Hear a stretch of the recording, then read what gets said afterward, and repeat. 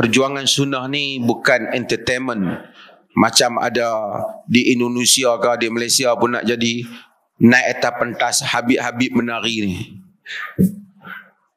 Bukan perjuangan seronok-seronok berjoget dan bergendang.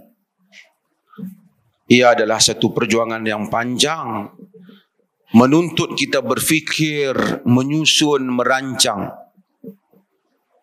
mencurahkan tenaga. Lau kana aradan qariban wa safaran qasida lattaba'uk walakin ba'udat alaihi musyaqqah.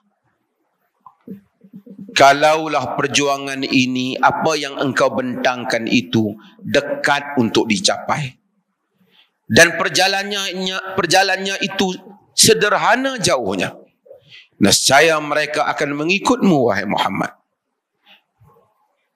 Tapi ia jauh dan di atasnya banyak bebanan. Allah Azza wa Jalla memilih sebahagian hamba-hambanya, dicampakkan di dalam diri mereka semangat untuk berdakwah pada jalannya.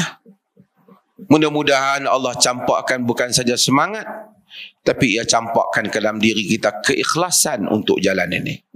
Semua perimpunan kita, bicara kita, cakap kita, ceramah kita, sembang kita dan gerak kerja yang kita lakukan, tidaklah ada apa-apa faedah jika tidak kita ini ikhlas kerana Allah Jalla wa'ala. Ramadan menuntut kita belajar tentang ikhlas. Puasa, Allah nak didik kita supaya ikhlas. Ikhlas di dalam perjuangan.